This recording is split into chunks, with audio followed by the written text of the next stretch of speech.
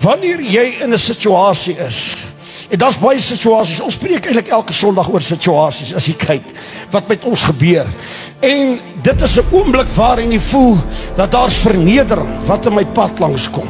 Daar's ons oomblik wanneer daar mense is, wat op my neerkyk, wat my pad langs kom. Daar's oomblikke, wat het voel, asof dit wat ek doen, nie raak gesien word nie, dit wat ek probeer nie erkenning kry nie, en dat daar waar die samedromming en die massas is, en die peste natuurlik uitbroei, ek kan nie daar aanvaar en gesien word nie, het ek 'n woord van God vanmôre vir jou.